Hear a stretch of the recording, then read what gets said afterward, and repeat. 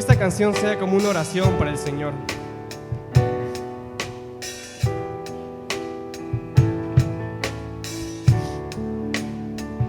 Escudriñemos nuestros caminos y volvamos a Jehová. Levantemos nuestras manos a Dios.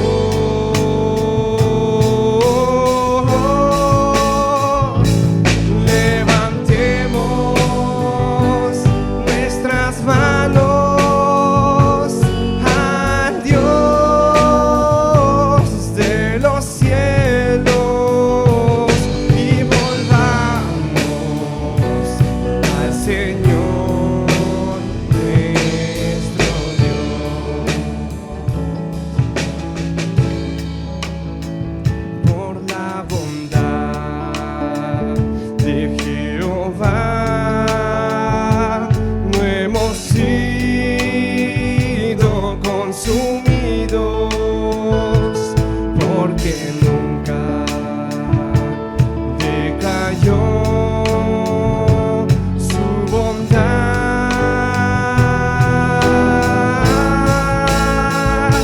Nuevas son cada mañana, nuevas son cada mañana, y grande es su fidelidad.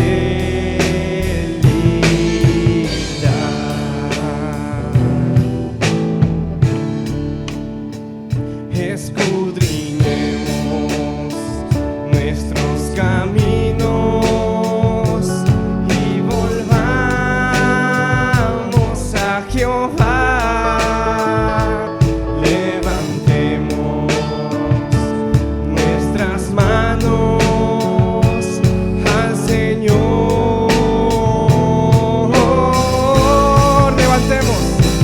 Levantemos nuestras manos a Dios de los cielos y volvamos al Señor nuestro Dios.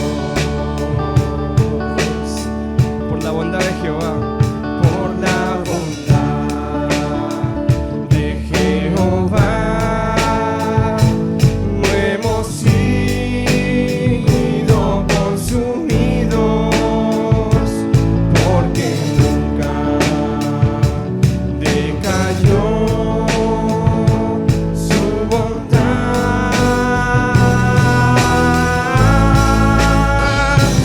Nuevas son cada mañana, nuevas son cada mañana, y grande es su fidelidad.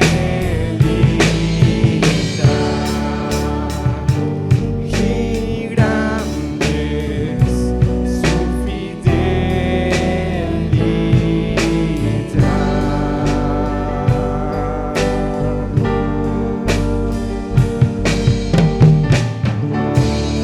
Démosle un fuerte aplauso al Señor Jesucristo, pues grande es su fidelidad. Esa fidelidad que fue mostrada mediante un regalo precioso, un regalo inmerecido que fue gratuito, que fue la gracia. La palabra de Dios dice que por medio de la gracia, dice, se ha manifestado la salvación a cada uno de nosotros. No dice exactamente uno o dos, dice para todos los hombres. Dice, y esa gracia nos ha dado la libertad, nos ha hecho libres de pecado. Por medio de esa gracia ahora somos libres, de esa gracia sublime somos libres. Y por eso le adoramos a Él y deseamos que Él reciba nuestra adoración con olor fragante. Cantemos al Señor y declaremos esta gracia sublime.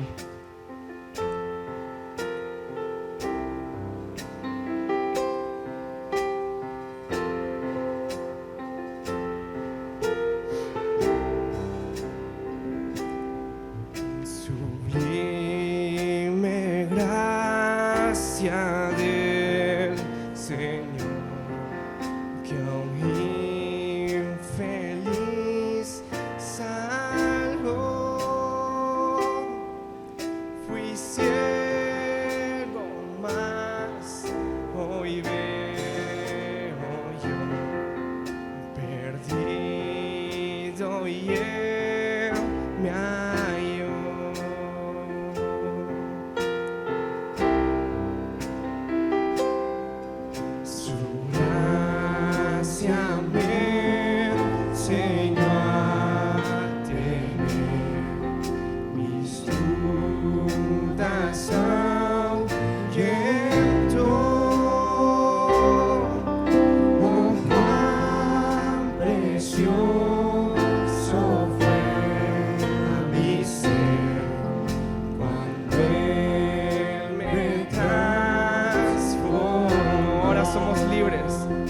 ya libre soy,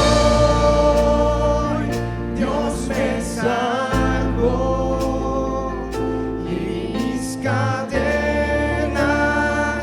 ya Él rompió, y como un río fluye el perdón, sublime gracia, inmenso amor.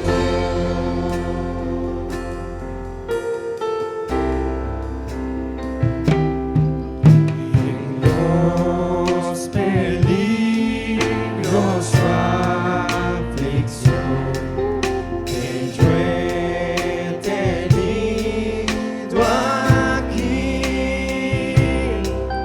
su gracia siempre me libró y me guiará feliz. Ya libres somos, ya libres soy, Dios me salvó, y mis cadenas ya Él rompió, y como un río fluye el perdón, sublime gracia, inmenso amor. Ya libres somos, ya libres soy, tú nos salvaste, Señor. Dios me salvó, y mis cadenas ya Él rompió, y como un río fluye tu amor, y como un río fluye el perdón, sublime gracia, sublime gracia, inmenso amor. Y muy pronto, Señor, en los cielos te cantaremos y alabaremos a ti, Padre amado. Y cuando en Sión por siglos brillando esté cual sol, yo cantaré por siempre allí su amor que me salvó, su amor que me salvó,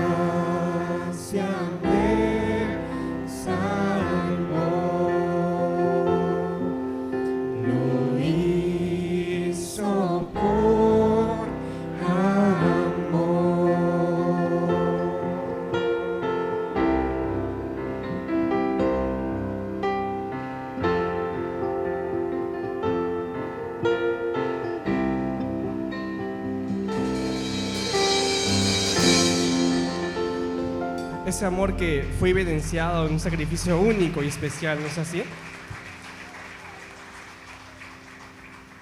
Ese sacrificio que Jesús hizo fue hasta admirado por los mismos ángeles, y es su palabra.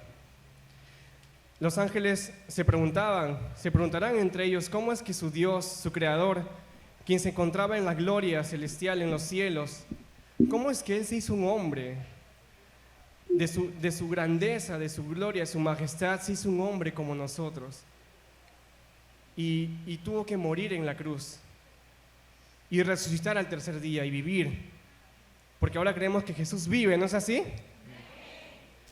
Eso fue algo muy admirable para los ángeles encima. Y eso es gracia, esa es la gracia que Dios nos ha dado a nosotros.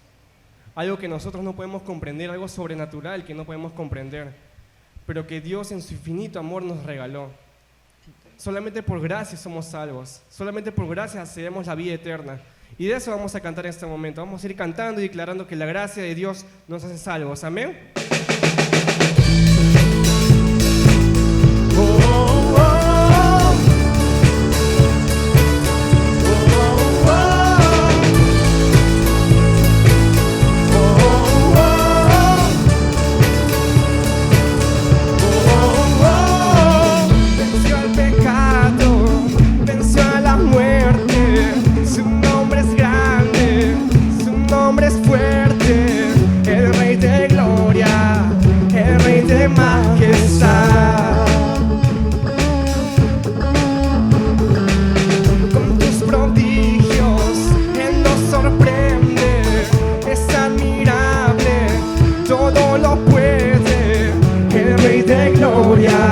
El Rey de majestad, solo por gracia, oh Dios, solo por gracia, oh Dios, me dice tu perdón, moriste en esa cruz, mostraste ahí tu amor, tomaste mi lugar, y ahora soy libre en ti.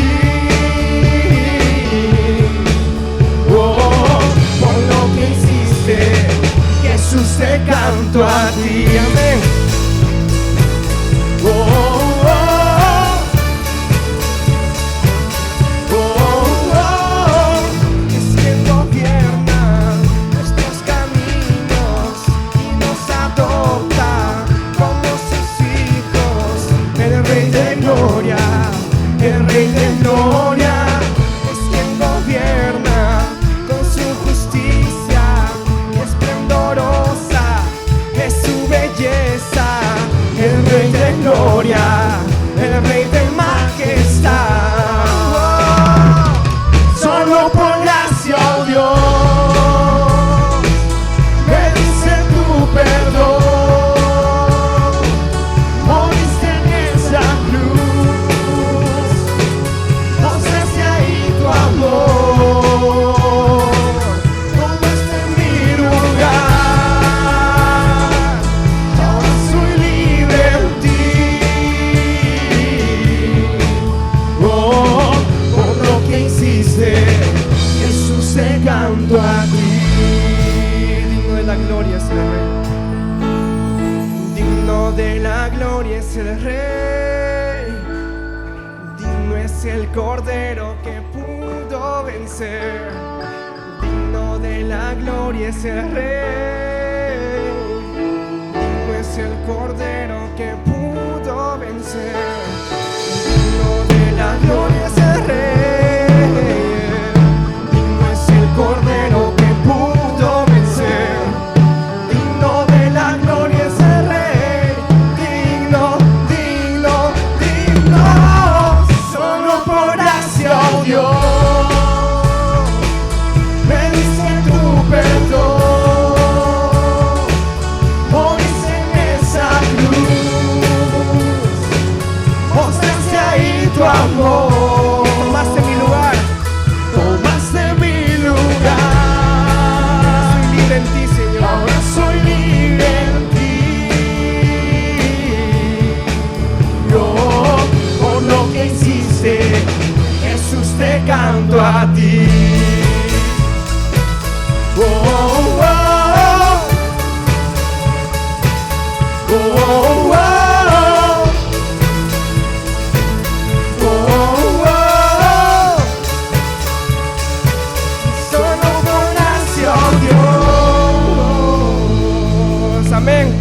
fuerte aplauso al Señor Jesucristo. Él se merece toda la gloria y toda la honra. Hay un salmo muy precioso, en el Salmo 33 dice que nuestra alma espera a Jehová, nuestra ayuda, nuestro escudo es Él, dice. Por tanto, en Él se alegrará nuestro corazón, porque en su santo nombre hemos confiado. Y ese santo nombre es Jesucristo. En Él hemos depositado toda nuestra confianza. Y acá la palabra dice que Él es nuestro escudo, Él es nuestra fortaleza. Pues en la cruz ella pagó todo, con su sangre preciosa somos limpios, somos purificados. Y por medio del Espíritu Santo es que nosotros podemos vencer al pecado, podemos vencer la tentación. Ese es Jesucristo, aquel que vamos a dar la gloria en ese momento, porque su nombre es sobre todo nombre. Cantemos a Jesús en este momento.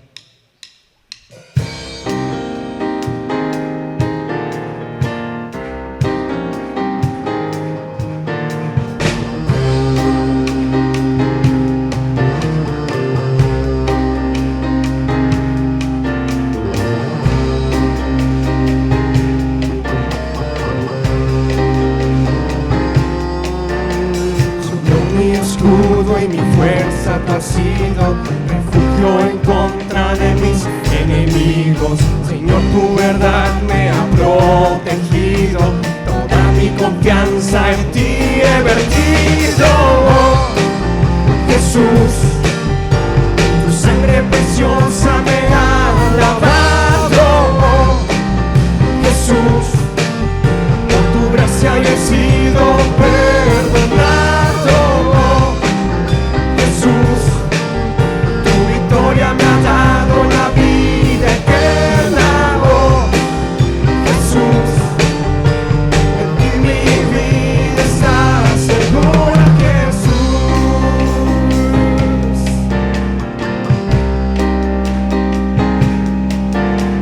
La vida que ahora vivo en la carne, la vivo en la fe, en el Hijo de Dios, el cual me amó y por mí se ha entregado, para vivir libre del pecado, oh Jesús, tu sangre preciosa me ha lavado, oh Jesús, tu gracia yo he sido perdonado, oh Jesús,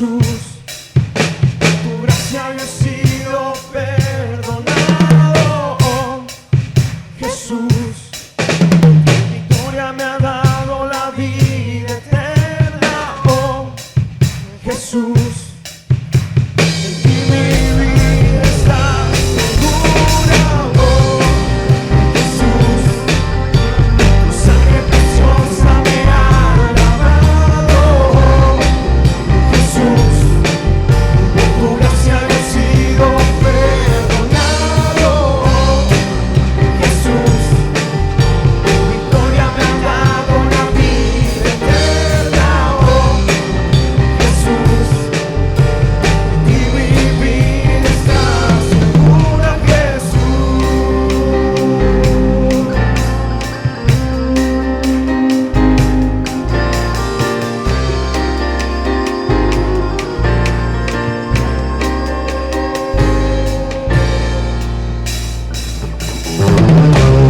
Amén. Hermanos, ¿cuántos de ustedes creen que Jesús vive?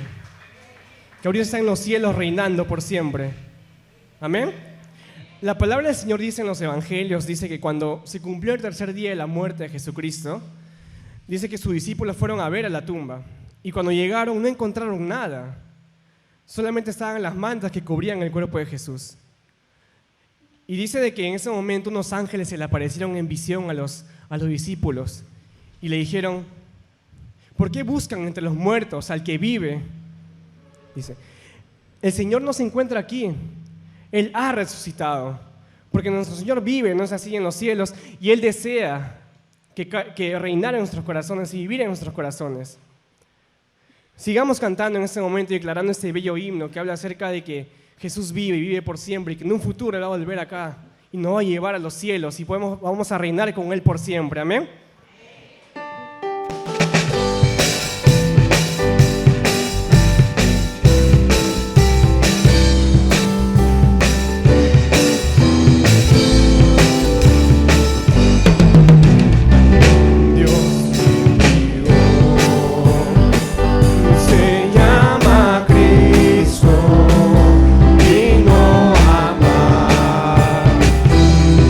Perdonar.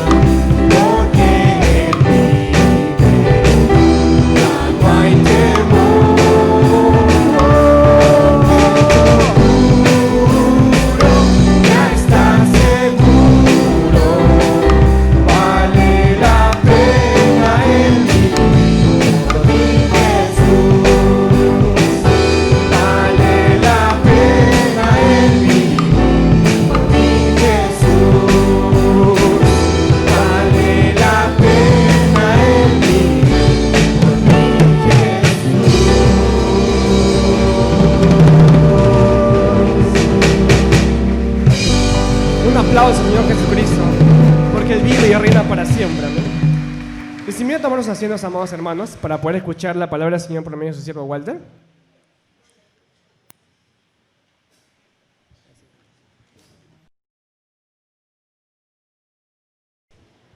Muy buenos días, hermanos.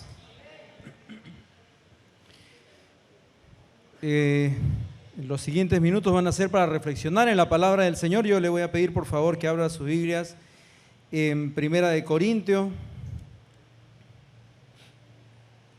Primera de Corintios,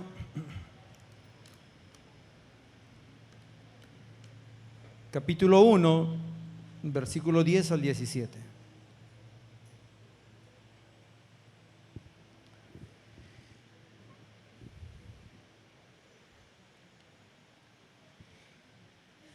Bien, oremos. Padre, te damos gracias por esta oportunidad que nos das de abrir ante nosotros tu palabra, que es para nosotros la voz de autoridad, la voz de dirección para nosotros, la voz que es el pan de vida que nos fortalece, que sostiene nuestra vida y que por ella, Señor, tenemos dirección. Y nuestra dirección es hacia ti, Señor, hacia la eternidad contigo. Queremos rogarte, Señor, que el poder de tu palabra, Señor, impacte nuestros corazones, supla nuestras necesidades, exhorte nuestros desánimos y desalientos, y que en todo nos ayude a mirar a Jesucristo como Dios y Señor soberano. Gracias, Señor, en el nombre de Jesús. Amén. Bien, Primera de Corintios capítulo 1, versículo 10 al 17. Dice la palabra del Señor: os ruego, pues, hermanos, por el nombre de nuestro Señor Jesucristo, que habléis todos una misma cosa y que no haya entre vosotros divisiones, sino que estéis perfectamente unidos en una misma mente y en un mismo parecer. Porque he sido informado acerca de vosotros, hermanos míos, por los de Cloé, que hay entre vosotros contiendas. Quiero decir que cada uno de vosotros dice: yo soy de Pablo, y yo de Apolos, y yo de Cefas, y yo de Cristo. ¿Acaso está dividido Cristo? ¿Fue crucificado Pablo por vosotros? ¿O fuisteis bautizados en el nombre de Pablo? Doy gracias a Dios de que a ninguno de vosotros he bautizado, sino a Crispo y a Gayo, para que ninguno diga que fuisteis bautizados en mi nombre. También bauticé a la familia de Estéfanas. De los demás, no sé si he bautizado a algún otro, pues no me envió Cristo a bautizar, sino a predicar el Evangelio, no con sabiduría de palabras, para que no se haga vana la cruz de Jesucristo. Este año, hermanos, va a ser caracterizado por un tema que estamos seguros no va a sonar de ninguna manera repetitivo, y es el tema de viviendo la gran comisión. Así que nuestra tarea será motivar, enseñar y fortalecer el concepto de el cumplimiento de la gran comisión a partir no de la acostumbrada estrategia del folleto en mano, no a través de la acostumbrada estrategia del librito sin palabras, algunos lo han visto, de los 5 dedos y la historia de los 5 deditos: yo he pecado, Dios me ama, Cristo ha muerto por mí, etcétera, etcétera. Y de ninguna estrategia que haya innovado el seminario o nuestro estimadísimo Eva aquí en el RIMAC, sino vamos a fortalecer la idea de cumplir la gran comisión con nuestras propias vidas, con nuestra forma de vivir. Y la lectura de hoy nos va a ayudar a entender algunas cosas que van a ser necesarias para el cumplimiento de la gran comisión, viviéndola y no solamente hablándola. El tema que hoy vamos a compartir está en el marco de viviendo, yo no sé si tenemos la imagen anterior, ahí está, viviendo la gran comisión en el poder del Espíritu. Y vamos a ver solamente 2 secciones de esta breve reflexión que vamos a hacer, que nos ayudarán a entender cómo es que podemos vivir la gran comisión y en qué áreas podemos vivir la gran comisión en el poder del Espíritu. Después de la lectura nos damos cuenta rápidamente que el apóstol Pablo acaba de iniciar su carta, la primera a la iglesia de los Corintios,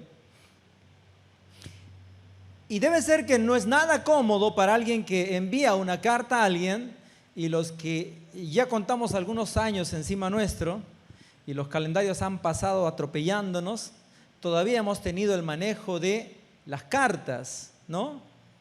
Y ahora, ¿quién se envía cartas? Ya nadie se envía cartas, ¿no?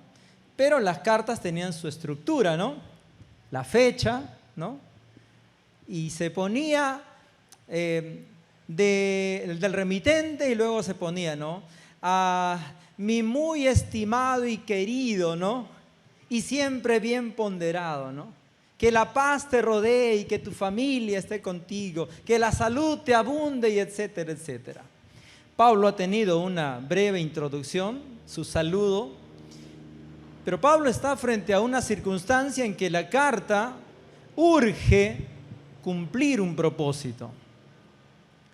Y digo que no debe ser nada cómodo porque Pablo inicia el versículo 10 con una exhortación. Si bien la Biblia dice aquí es un ruego, es más que un ruego, es una exhortación que Pablo tiene para la iglesia de Corinto. Ahora, vamos a ver cómo es que vivir la gran comisión se puede realizar en el poder del Espíritu. Y para ello vamos a dividir en dos secciones. Primero, viviendo la gran comisión en una vida, viviendo la gran comisión en el poder de una vida de comunión. El apóstol Pablo inicia atendiendo justamente esta situación. La iglesia de Corinto, a la iglesia de Corinto Pablo le exhorta. Lo primero, en el versículo 10 dice que haya entre vosotros, que habléis todos una misma cosa. Pablo dice, yo quiero aconsejarles y quiero exhortarles y quiero motivarles a que hablen una sola cosa y permanezcan siempre unidos. Con esto el apóstol Pablo no está diciendo de ninguna manera de que en Corinto todos los asistentes de la iglesia tendrían que tener una opinión uniforme, tendrían que tener una apreciación de las cosas de una manera que conjuguen todos en sus ideas. No puede ser así, eso es imposible. No está pidiendo eso el apóstol Pablo. Y lo que está diciendo es, a pesar de que hayan diversas opiniones, a pesar de que hayan diversos pareceres, sean capaces en medio de ello mantener la unidad en la fe y el amor. Amén. Porque no se puede pedir uniformidad de criterios. Pero en realidad el anhelo de Pablo está muy lejano a la realidad que está viviendo la iglesia de Corinto en aquel entonces. Pablo quiere que la iglesia esté unida. Pablo quiere que todos sean de un mismo sentir, de un mismo pensamiento, que hablen todos una misma cosa. Sin embargo, la realidad es totalmente contraria a la que el apóstol Pablo tiene. Los corintios no solamente tienen pareceres diferentes, apreciaciones diferentes, sino que estas apreciaciones mal manejadas los han llevado a extremos y a términos de desencadenarse iracundas contiendas entre ellos. Y para entender esto, obviamente saltamos al versículo 11, y el versículo 11 dice que Pablo ha sido informado de la situación de la iglesia de Corintios por los de Cloé, donde dice que hay en vosotros muchas contiendas. Ahora, esto que yo añado de iracundas contiendas, lo vamos a ver más adelante un poquito más ampliamente. Pero estas iracundas contiendas habían ya creado facciones en la iglesia, habían creado ya divisiones en la iglesia, contraposiciones en la iglesia. Ahora, está claro que una de las cosas que más entorpece el cumplimiento de la gran comisión es la falta de comunión dentro de las comunidades cristianas. ¿Acaso no es cierto que nuestras iglesias, que nuestras comunidades cristianas se han expandido más por división que multiplicación?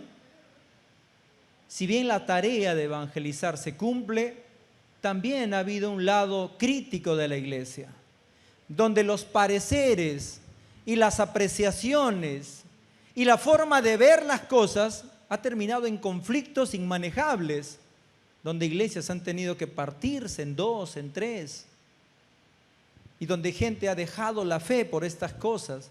Porque esto se supone que la iglesia simboliza la más fuerte unidad como comunidad, pero no se da, es real, ha sido real y sigue siendo real. Y lo curioso de esto es que muchas de las crisis donde el cuerpo de Cristo se ha visto en tensiones, en rupturas y en divisiones, no han sido por temas estrictamente doctrinales, si bien algunas sí, pero muchos han sido por simples pareceres. Me voy de esta iglesia porque el pastor predica pues con lentes oscuros. ¿Cómo puede ser eso? Me voy de la iglesia porque el antiguo pastor venía en mototaxi, ahora el pastor viene en 4x4 y todo. Me voy de la iglesia porque ahora los que dirigen con polo, antes se dirigía con camisa y corbata, imposible tolerar eso. ¿Acaso no son estas cosillas que son simples pareceres y que no chocan para nada con la doctrina la que nos ha llevado a dividirnos? En su gran mayoría sí. Porque yo creo que aquellas rupturas que se dieron por temas doctrinales más fueron una bendición. ¿Amén? Pero es cierto que nos hemos dividido por cosas tan ligeras y tan sin sentidos. Ahora, la realidad que está pasando Corintio, o la ciudad de Corinto, la iglesia de Corinto, es fácilmente aplicable a la realidad que nosotros pasamos en la iglesia moderna, en la iglesia actual. Lo que sucede es que hoy también corre entre nuestra sociedad las filosofías cristiano-liberales, ¿no? Donde tú interpretas la Biblia como te parece, donde encuentras un material en internet de no sabes de dónde procede, pero tiene una linda lectura y asumes eso, donde alguien con cierta autoridad, fama o reconocimiento en el ámbito cristiano viene e impone algo, o establece algo, o decreta algo, o enseña algo, y uno dice, no, pero si él lo dice, esto debe ser así, y corremos tras eso. Yo he llamado a esto lo que Reino Kids ha llamado a su campamento. Estos son vecinos invasores. Vecinos invasores que sin otorgarles nosotros el acceso han llegado a nuestros oídos. Y nos han llegado con la moda cristiana y nos han llegado con la nueva corriente y con la nueva ola que llega a ciertas congregaciones. Ahora, estas cosas no hacen sino perturbar la convivencia de la iglesia. Pablo le dice a la iglesia, tengan todos un mismo sentir, hablen todos una misma cosa. Pero la pregunta es en el contexto de la realidad en que vivimos. Y Pablo dije que no está obligando ni enseñando a que todos tienen que ser del mismo formato, del mismo lenguaje y del mismo idioma, por una sencilla razón. Todos, y aquí en este auditorio, todos venimos de diversos contextos. Primero, en temas de educación. Compartimos asiento con alguien que probablemente no sabe leer. Y sin embargo, el que está a su lado puede ser un profesional muy erudito en la materia o en la carrera que ha desarrollado. Me siento al lado de alguien que ha nacido en la costa y que tiene la percepción de la vida en la costa, y yo acabo de llegar de la sierra y que nunca he salido a la costa, y mi percepción de la vida, de las relaciones con la gente, es otra. Un anciano de 70, 75, 80 años se sienta con un adolescente de 12, 13. El adolescente le va a decir: hermanito, deme su correo para orar por usted. Y el hermanito no tiene correo, tal vez tenga telegrama. Ahora, digo esto ¿por qué? Es que en la iglesia existe en realidad la variable apreciación que existe en la iglesia de Corinto. Usted puede decir: está mal que los chicos no traigan Biblia. El pastor de adolescentes sí traen, pero lo traen en el celular. Y algunos dirán: pero eso está mal, no puede ser. Apreciaciones, ¿eso divide a la iglesia? No debiera dividir a la iglesia. Voy a ser osado ahorita. Algunos dicen: la hermana viene cada 3 meses, viene pelirroja, luego rubia, luego de pelo ensortijado y luego viene planchadita. Esas cosas no pueden dividir a la iglesia, porque esos son apreciaciones, esos son pareceres. Esas cosas no tienen que dividir a la iglesia, pero la iglesia está siendo dividida a veces por esas cosas. Y nosotros, defensores de la unidad de la iglesia, no debiéramos permitir estas cosas. Ninguna de estas apreciaciones, puntos de vista o razonamientos humanos o culturales o socioeconómicos, lo que quiera, debiera poner en riesgo la unidad de la iglesia. Ahora, ¿es fácil la vida de comunión en la iglesia? Por ahí alguien se ha peleado con alguien, por eso dice que no. Levante su mano a los que dicen que no es fácil la vida de iglesia, la vida en comunión. Ya nadie se atrevió allá. Por ahí algunos. Sí, pues, no es fácil. ¿Qué grupo de gente, qué institución se le hace fácil la convivencia en una masa tan grande? Aquí somos 400, bordeando los 500. Es complicado, aún dentro de la familia. Y yo quiero pedirle, por favor, que por un momento vayamos a Hechos, capítulo 1, versículo 8. De hecho, la vida en comunión y unidad no tiene que ser una tarea sencilla, no es una tarea sencilla. La vida de comunión en la iglesia es una tarea que hay que realizarla en el poder del Espíritu Santo. ¿Encontró Hechos? ¿Encontró Hechos? Ahí lo tenemos en pantalla. Hechos capítulo 1, versículo 8 dice: pero recibiréis, no les oigo, pero recibiréis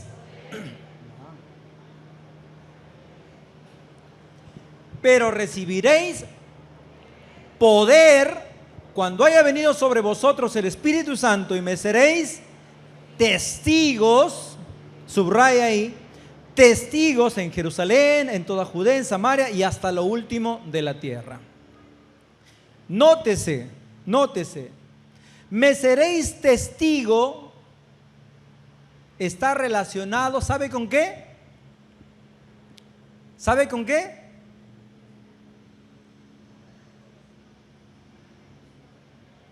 ¿Relacionó? Me seréis testigo está relacionado con el cumplimiento de, es decir,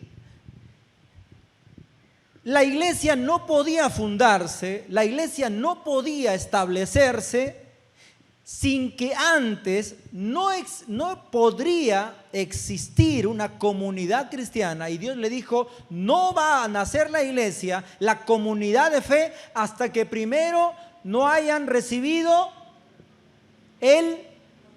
¿cuándo recibieron el poder? ¿Cuándo fue eso? Pentecostés, hermanos. Vino el Espíritu Santo y todos fueron llenos del Espíritu Santo y explotó la misión, la evangelización. Y entonces usted se da cuenta entonces que no hay obra de poder en la comunión de los creyentes si no participa el obrar del Espíritu Santo. Ahora, usted y yo conocemos por demás Hechos 2:42, un poquito más adelante ahí. Hechos 2:42, por favor.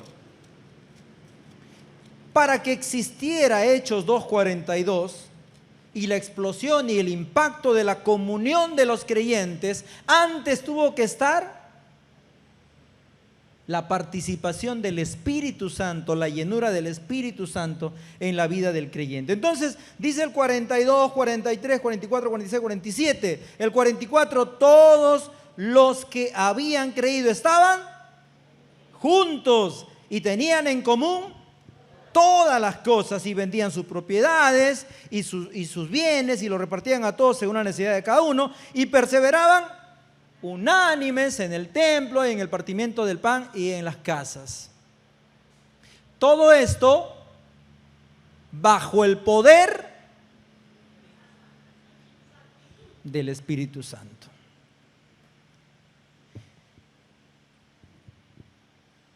Lo que quiero explicar en estos segundos, hermanos, es que la vida de comunión de la iglesia no se fortalece ni se sostiene porque tuvimos el campamento más espectacular e inolvidable y nos hicimos amigos, intercambiamos correos, teléfonos y qué sé yo, y usted le dejó una dedicatoria al pie de la cama de su amiga y usted hizo una participación de teatro en las noches con la red de dama y con los jóvenes.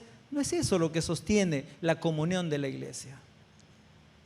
No es la simpatía entre sus miembros lo que sostiene la comunión y la unidad de la iglesia. No es el carisma, no es el ágape que se celebra cada fin de mes, ni los días de celebración lo que sostiene la comunión. La comunión y la unidad de la iglesia tiene que estar sostenida por el obrar del Espíritu Santo. Si la iglesia no está fortalecida en una convivencia y en una relación íntima con el Espíritu Santo, la unidad no funciona, la unidad no se afirma. Porque díganme si no es obra del Espíritu Santo que cuando en la iglesia a alguien le ofende, ¿acaso no es obra del Espíritu Santo perdonar?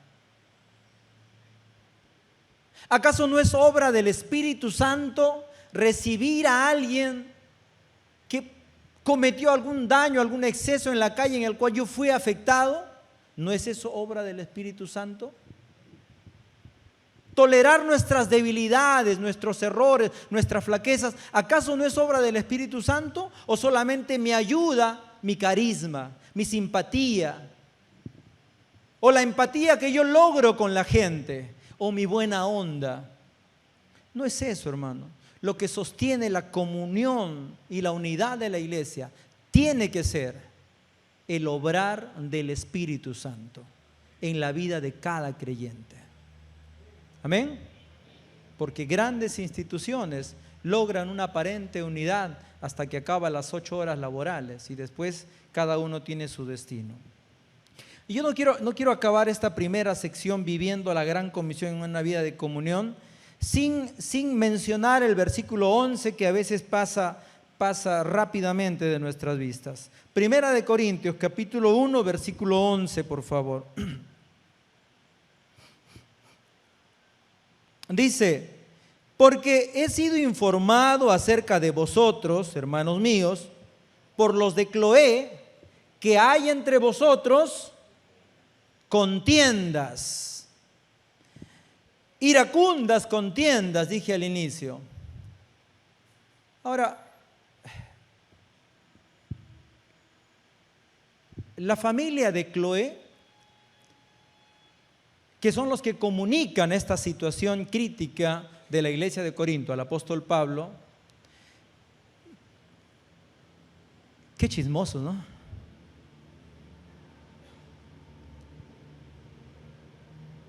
De ninguna manera, hermanos. Cuando la unidad de la iglesia, cuando la unidad del cuerpo de Cristo está en juego, hermanos, queda de lado mi prestigio, queda de lado qué dirán de mí, queda de lado yo quedaré como el que señaló, queda de lado el que a mí me tilden como el que delató, como el que vendió al hermano o a la iglesia. Y por eso la iglesia fue llamada en atención o fue exhortada. Porque el cuerpo de Cristo, hermanos, merece cualquier esfuerzo que usted y yo podamos pagar en aras de la unidad de la iglesia. Amén. Yo no sé cuántos le voltearon el rostro a la familia Cloé.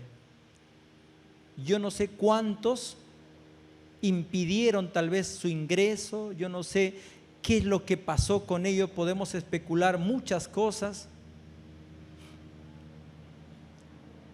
Pero familias como la familia de Cloé necesitamos hoy. Familias que estén atentas a la convivencia y a las crisis propias de la convivencia dentro de la iglesia. Porque comunicar estos riesgos, hermanos, nos da la posibilidad no de destruir, no de discriminar y separar a quien ha caído o a quien ha promovido cierta situación, sino nos da la posibilidad de extender la mano y ayudarles. Porque tener aliados dentro de la iglesia que cuidan con celo el amado y el santo cuerpo de Cristo en la iglesia, hermanos, hace que la comunión en la iglesia tenga atalayas de su protección por cada lugar donde pueda entrar el enemigo. Familias como esta familia necesitamos en nuestras iglesias. Amén. Que estemos atentos y vigilantes a que ninguna corriente que divida se inmiscuya dentro de la iglesia. Dije que solamente son 2 puntos, iremos al segundo.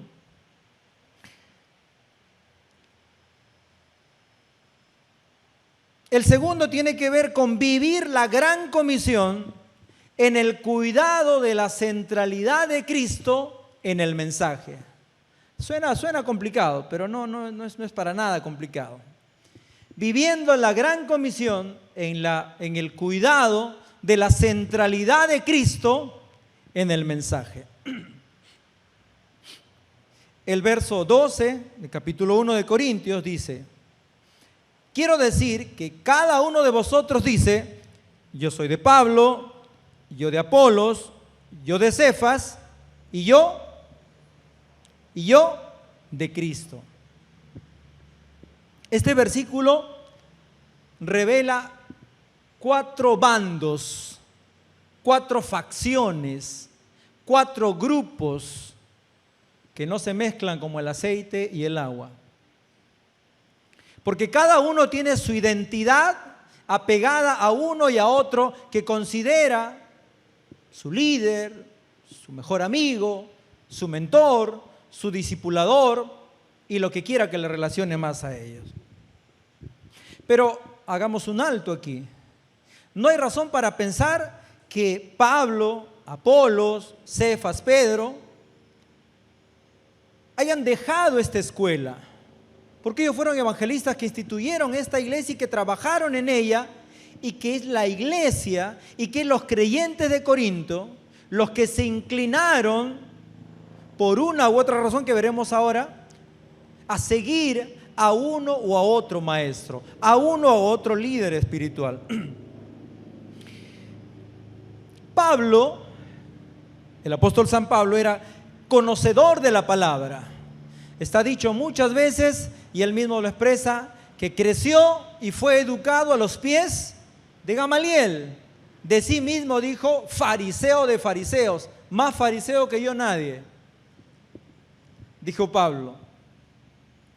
Pablo era valiente, hombre fiel también, pero tal vez no muy simpático, tal vez no muy querendón. Ese era Pablo.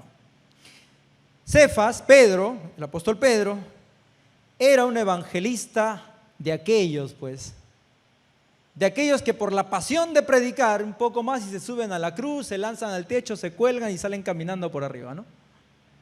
Como esos evangelistas que no necesitaban micro y que a garganta pelada declaraban el mensaje, que toda vez, todo culto, todo mensaje se repetía: arrepiéntete porque te condenas con todo y zapato. por ahí que nos hacen falta muchos de estos en estas épocas, ¿no? Pedro era evangelista de fuego y pasión. Era judío. Y probablemente pudo haber caído en mucha gracia con judíos residentes en Corintios, creyentes ya. Y la otra cara de la moneda la pone Apolos, que es griego.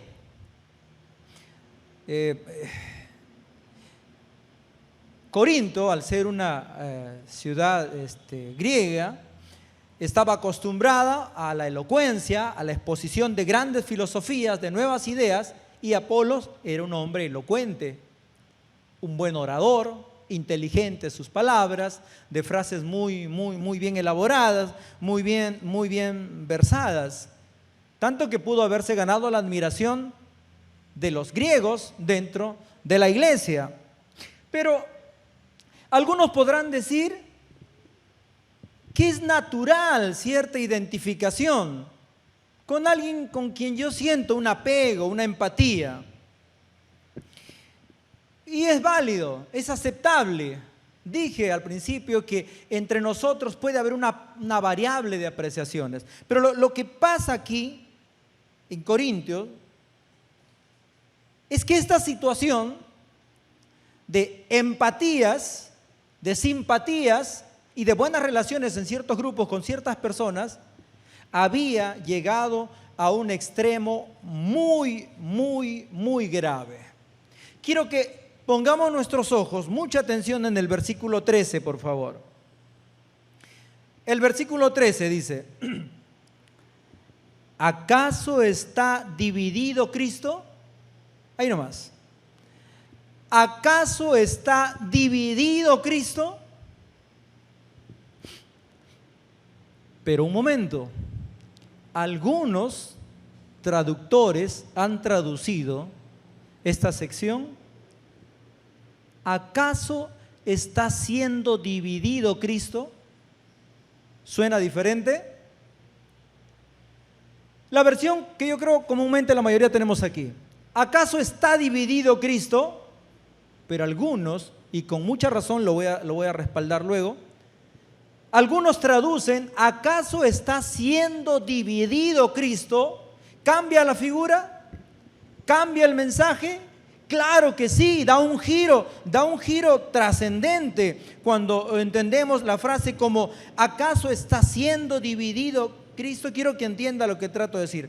Los corintios estaban dividiendo el cuerpo de Cristo. Estaban, no sé si voluntaria o involuntariamente, no sé si con conocimiento de causa o con ignorancia, los corintios estaban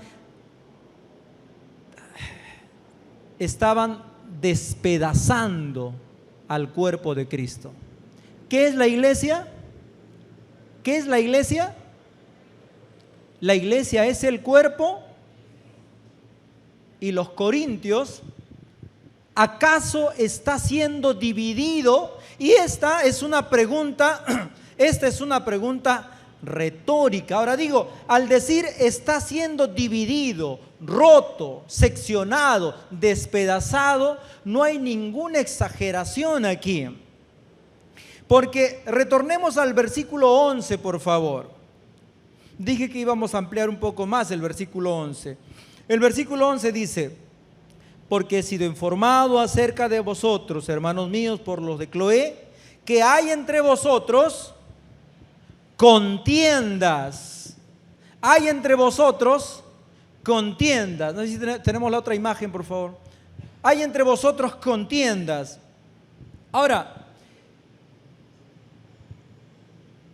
esta palabra que se traduce contención viene del griego eris.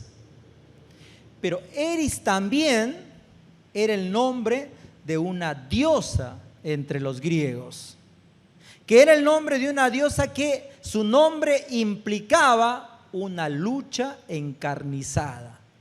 Contención, eris en el griego, pero el griego traduce lucha encarnizada. Es decir, no era que contendían y se sentaban en una esquina y discutían pareceres. Era una pelea encarnizada entre ellos sobre quién de ellos es el mejor, sobre quién de ellos es el más espiritual, sobre qué escuela, la de Pablo, la de Cefas, la de Apolos, es la más indicada, es la más bíblica, es la más correcta, es la que se salva. No era una discusión simplemente, había una lucha encarnizada en este tema. Volviendo a la frase, ¿acaso está siendo dividido Cristo? Es una pregunta retórica y la pregunta es obvia, la respuesta es obvia, perdón. Sí, está siendo despedazada, está siendo rota, está siendo seccionada el cuerpo de Cristo, la iglesia de Cristo. Es que en la disputa encarnizada que ellos tenían por sostenerse y por defender su identificación con los hombres, el evangelio o Cristo mismo estaba siendo dividido, pues lo que había empezado como una cuestión de carisma, de empatía y de simpatía, había llegado entonces a estos extremos. Esto nos tiene que llevar a una reflexión, hermanos, y quiero volver otra vez al tema de viviendo la gran comisión.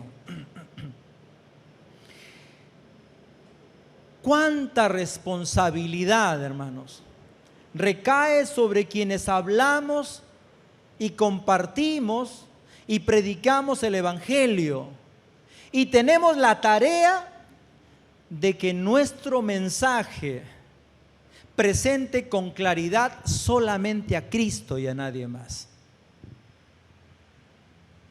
En medio donde el renombre de algunos líderes, la fama de algunos oradores y predicadores cristianos se ha sobrepuesto al nombre de Cristo, es tiempo que asumamos que tenemos una tarea de gran responsabilidad en hacer que la transmisión del mensaje vivido en nuestras vidas muestre a Cristo. Yo le pregunto, nuestra vida, nuestro comportamiento, nuestro viviendo la gran comisión, ¿está mostrando a Cristo? ¿O está mostrando la triste realidad de iglesias que se pelean, que se dividen? Simplemente mostrando la realidad de religiosos, de gente que se llena de hipocresía, de gente que habla bonito pero vive horrible. ¿Qué está reflejando nuestra etapa de vivir la gran comisión, hermanos? Es nuestra responsabilidad entender también que el carisma y la personalidad de quien comparte el evangelio no es una herramienta indispensable para Dios, porque lo único que Dios requiere es que seamos buenos expositores de la gracia redentora y del sublime amor que Dios nos ha regalado a nosotros también. Basta, perdone, me va a tomar tiempo explicarlo, pero probablemente no hay mucho tiempo, pero basta mi testimonio por encima de lo que es Jesús en la cruz. Puede que mi testimonio dé para hacer una película y puede ser que mi testimonio dé para hacer todo un evento y toda una campaña o escriba todo un libro. Por encima de eso está que yo entienda que mi tarea es presentar al Cristo de la cruz, al Cristo Salvador. Amén. Pero volteemos un poco la página y pongamos la mirada no solamente en los que están en algún liderazgo y en algún encargo dentro de la iglesia. Volteemos la mirada también ahora a la iglesia, donde también debemos decir que existen riesgos respecto a las divisiones, riesgos en cuanto a la ruptura de la comunidad. ¿Y sabe cuándo? Cuando nos hacemos pastor dependiente, cuando nos hacemos líder dependiente, cuando no podemos pasar de 5 días a la semana de consejería, pobre líder, pobre pastor, donde nos hacemos maestro dependientes o consejero dependientes, o dependientes de las visitas, o dependientes del óreme pastor. De lo único que somos dependientes, hermanos, es de Cristo.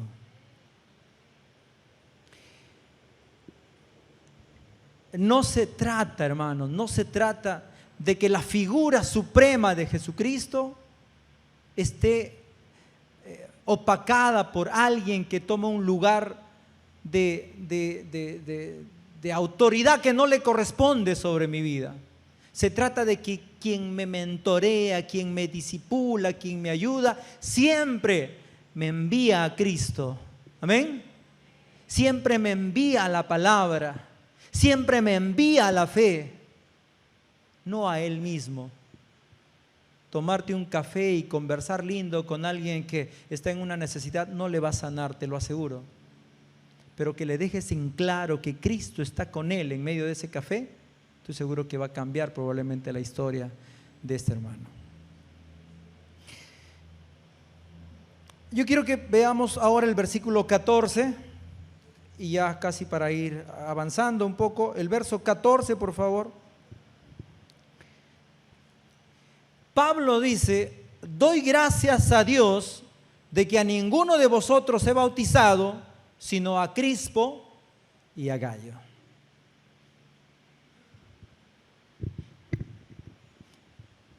Qué cosa tan complicada. Imagínese usted el día que usted se bautizó y su pastor le diga: ¿yo a ti?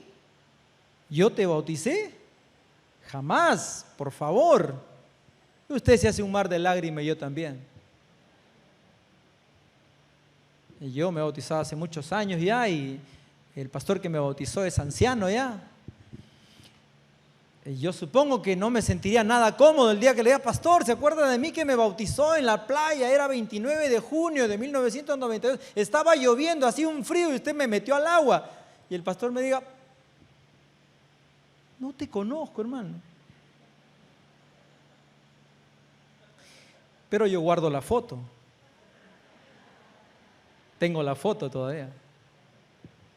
Qué incómodo, ¿no?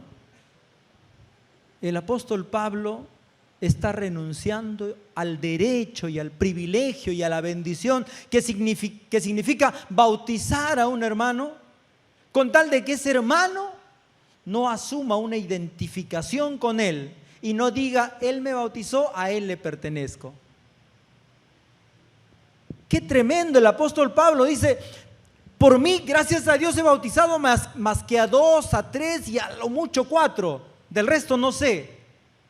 Porque si hubiera bautizado 100, los 100 estarían diciendo: bueno, tú eres de Pablo, yo soy de Jesús. Y de aquí cuánta importancia, hermanos, que nosotros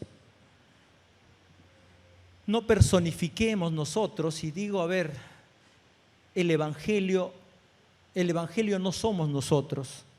El Evangelio lo predicamos nosotros, el Evangelio lo vivimos nosotros, no para que las personas dependan de nosotros, lo predicamos para que las personas dependan de Dios.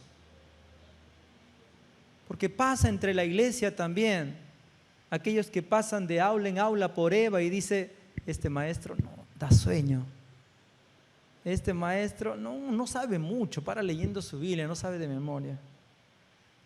Acá sí, porque el pastor sabe, ¿no? O tal vez me voy a la otra red porque ahí sí, full paseo, full retiro, full playa, ¿no? O me voy de la iglesia porque el pastor de toda mi vida se fue y está en otro sitio y me voy con él. Pablo dice: si algún vínculo tengo con alguien, no será mayor de lo que tiene un servidor, alguien que tuvo la oportunidad de servirle. No hay más. Amén. No hagamos procesión de gente detrás de nosotros que nos sigue. Él sí, con él vamos, con él no. De ninguna manera, hermanos. De ninguna manera. Por favor, vamos a Gálatas capítulo 4, versículo 19. Gálatas, no lo tenemos creo ahí, Gálatas capítulo 4, versículo 19, dice, el apóstol Pablo dice: hijitos míos, por quienes vuelvo a sufrir dolores de parto, hasta que Cristo sea El apóstol Pablo se está poniendo aquí en lugar de nodriza, en lugar de la mamá. Pero se entiende que es aquí más la figura paternal. Imagínese el padre de familia esperando que dé a luz la esposa, y el padre de familia, que no se parezca a mí, que no se parezca a mí, que no se parezca a mí. Imagínese lo embarazoso de esa situación. Que no salga como yo, que no sea como yo, que no se parezca. Qué odiosa situación, ¿no? Pero Pablo está así. Que no se parezca a mí, que se parezca a Cristo. Otra vez dice: hijitos míos, por quienes vuelvo a sufrir dolores de parto, hasta que Cristo sea formado en vosotros. Otra vez Pablo dejando lecciones de cómo llevar a la gente a Cristo y no hacia su propio grupo de gente que se identifica con él. Finalmente, hermanos, y aquí probablemente termine con lo que debí iniciar, pero no fue un error, fue a propósito. Viviendo la gran comisión en el poder del Espíritu Santo, nos hace pensar rápidamente, y cuando entendemos y cuando escuchamos, el poder del Espíritu Santo, lo primero que viene a nuestra mente es a Moisés con los brazos extendidos y abriendo el Mar Rojo, ¿no? Y cuando pensamos en el obrar poderoso del Espíritu Santo, nos viene a la mente al pequeño David con la honda, destruyendo y matando a Goliat.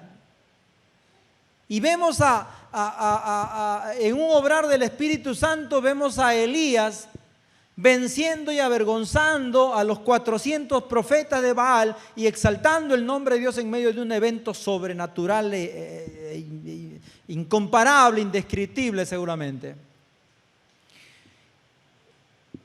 Pero quiero definir de una manera muy discreta, muy modesta, el obrar del Espíritu Santo, de manera que conjugue con lo que hemos tratado de decir en estos minutos.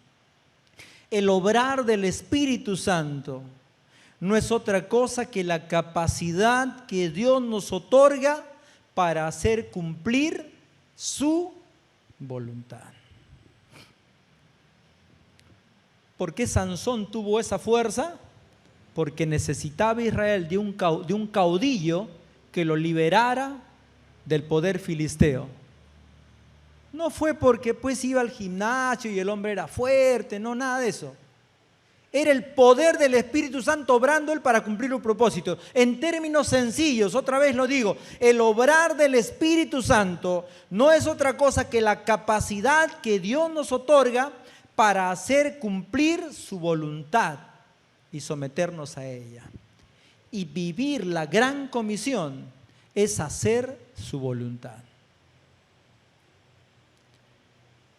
Para la convivencia y la vida de comunión se necesita un poder sobrenatural.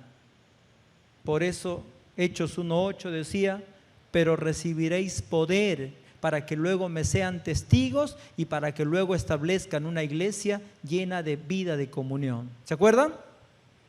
Y finalmente, lo mismo cuando somos llamados a cuidar que Jesucristo no se mueva del mensaje que en la gran comisión predicamos. Que cuando la gente ve algo en ti, Pablo dice, hasta la gentileza de nosotros que sea conocida por los hombres, es una razón para que la gente vea a Jesucristo en tu obrar, en tu vida. ¿Se acuerda? Qué importante, hermanos, es que nos ubiquemos que solamente somos transmisores de un sublime mensaje que siempre procura que Cristo sea mostrado en todo su esplendor. Otra cosa sobrenatural, aunque para mí esto es sobrenatural, no espere otra cosa, porque esto ya es sobrenatural. Vivir en comunión en el poder del Espíritu Santo ya es un evento sobrenatural. que tengas la capacidad de hablar a la gente, de vivir, vivir y en tus acciones impactar a la gente y que la gente se convenza del Evangelio y se convierta, no es una obra tuya, es una obra que se hace en el poder del Espíritu Santo. Dios nos guarde, hermanos, en esa tarea y nos bendiga de modo que podamos vivir todo este año y todo lo que viene en nuestras vidas, vivir la gran comisión, más allá de solamente hablar de la gran comisión. Amén.